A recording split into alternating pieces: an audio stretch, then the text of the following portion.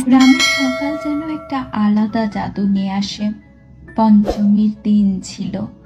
আকাশে মেঘের আঁচল ছড়িয়ে থাকলেও সূর্যের মৃদু আলো জানালা দিয়ে ঢুকে পড়ছিল আরিফদের ছোট্ট মাটির বাড়িতে। রান্নাঘর থেকে ভেসে আসছিল পিঠার মিষ্টি গন্ধ, আর সঙ্গে মিশে আছে নারিকেল তেলের একটা সূক্ষ্ম ঘ্রাণ। আরিফ বারান্দায় বসেছিল, হাতে একটা পুরনো বই, কিন্তু তার চোখ বারবার চলে যাচ্ছিল রান্নাঘরের দিকে। সেখানে তার মা রহিমা বেগম একটা সবুজ শাড়ি পরে ব্যস্ত হয়ে কাজ করছিলেন। শাড়িটা একটু পুরনো, কিন্তু মায়ের গায়ের কণ্ঠ যেন নতুন রূপ এনে দিচ্ছিল।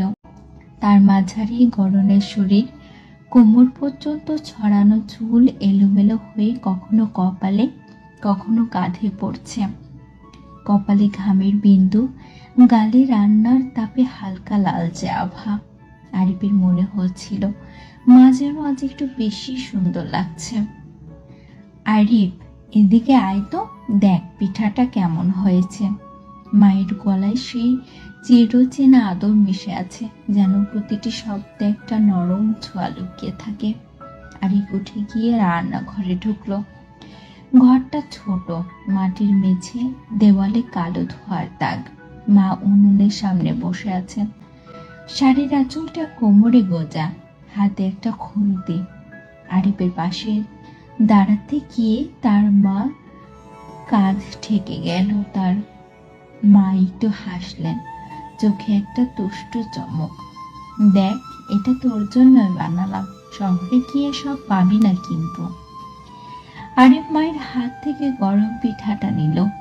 আঙ্গুলে মায়ের হাতে ছোঁয়া লাগলো, নরম আর উষ্ণ।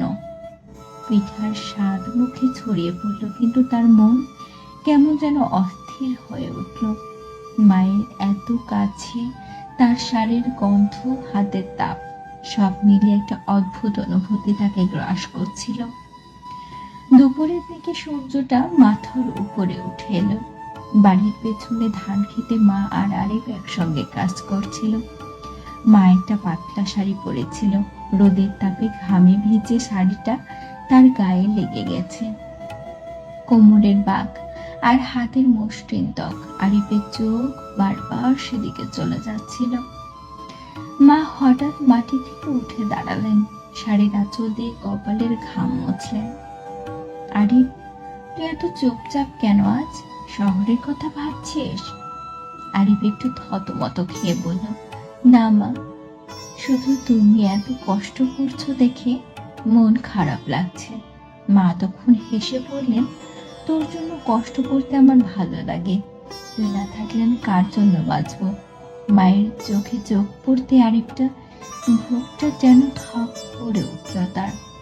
সে দ্রুত মুখ ফিরিয়ে নিল, কিন্তু মনের ভেতর একটা ঢেউ খেলে গেল। বিকেল আলোটা যখন কমে এলো, মা বললেন, চল পুকুরে গোসল করে আসি। গরমে শরীরটা জ্বলে যাচ্ছে। আরিফ মাথা নেড়ে রাজি হলো। পুকুর পাড়ে গিয়ে মা শাড়িটা একটু তুলে পানিতে নামলেন। পানিতে ভেজা শাড়ি তার গায়ে লেপটে গেল। পায়ের গোড়ালি, হাতের নরম বাঁক, সব কিছুই যেন আরিফের চোখের সামনে একটা ছবি হয়ে ফুটল। মা হঠাৎ পানি ছুড়ে দিলেন আরিফের দিকে, হেসে বললেন, কি রে, এত গম্ভীর কেন? আমাকে দেখে ভয় পাচ্ছিস? আরিফও পানি ছুড়ল আর হাসলো, কিন্তু তার মনের ভেতরে একটা অস্বস্তি গজাচ্ছিল। মায়ের ভেজা চুল, পানিতে ঝকঝকে মুখ, সব মিলিয়ে তার মনে হলো একটা অদ্ভুত টানাপোড়েনের শুরু হয়ে গেছে। সন্ধ্যা নামার পর মা আরিফকে ডেকে বললেন, আয় একটু গল্প করি, অনেকদিন তোর সঙ্গে বসে আড্ডা দিনে। দুইজনে উঠোনে বসলো। মা একটা পাতলা চাদর গায়ে জড়িয়েছেন, চুল এখনো পুরো শুকায়নি, কয়েকটা ভেজা চুল গালে লেগে আছে। আরিফের চোখ বারবার সেদিকে চলে যাচ্ছিল। মা বললেন, তোর বাবা যখন মারা গেল তখন তুই ছোট ছিলি, আমি তোকে মানুষ করতে গিয়ে নিজের জীবনটাই ভুলে গেছি। আরিফ মায়ের হাতটা ধরল। মা, তুমি আমার জন্য এত করেছো, আমি কিভাবে এগুলো শোধ করব? মা হেসে বললেন, তোর ভালো থাকাটাই আমার শোধ। তুই আমার কাছে থাকলেই আমি শান্তি পাই। এই কথা শুনি আরিফের মনটা কেমন যেন ভারী হয়ে গেল। মায়ের হাতটা তার হাতে নরম উষ্ণ, একটা অদ্ভুত অনুভূতি তাকে গ্রাস করছিল।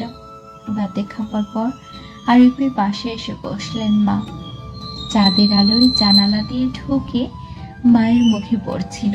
তার চোখে একটা অদ্ভুত গভীর ভালোবাসা, কিন্তু সঙ্গে একটা উজ্জ্বলও ছিল। আরে, তুই শহরে গেলে আমার কি হবে রে? আমি একা একা কি করব? আরিফ মায়ের কাঁধে হাত রেখে বলল, মা, আমি তোমাকে কখনো একা রাখবো না। তুমি আমার জন্য সব, আমিও তোমার জন্য সব করব। মা আরিফের কাঁধে মাথা রাখলেন, চাদরটা একটু খসে পড়ল। আরিফের বুকের ভেতরটা কেঁপে উঠল। মায়ের এত কাছে, তার শ্বাসের উষ্ণতা, চুলের গন্ধ, সব মিলিয়ে তার মনটা একটা অজানা ঝড়ে ভরে গেল। কিন্তু সে জানে এই ঝড় কখনো বাইরে আসতে পারবে না। পরদিন সকালে আরিফ শহরে ফিরে যাওয়ার জন্য তৈরি হচ্ছিল। মা তার ব্যাগে পিঠা ভরে দিচ্ছিল। শাড়ির আঁচলটা কাঁধ থেকে সরে গেছে, মায়ের কোমরের নরম বাঁকটা দেখা যাচ্ছে। আরিফের চোখ সেদিকে চলে গেল, কিন্তু সে দ্রুত মুখ ফিরিয়ে নিল। মা হঠাৎই বলে উঠল, আরিফ, তুই আমার একটা কথা রাখবি? আরিফ বলল, বলো মা। মা একটু থেমে চোখে একটা গভীর দৃষ্টি নিয়ে বললেন, তোর বৌমাকে যেন আমার মতো করে ভালোবাসিস। আমি চাই তুই আমার মতো একজনকে পাস।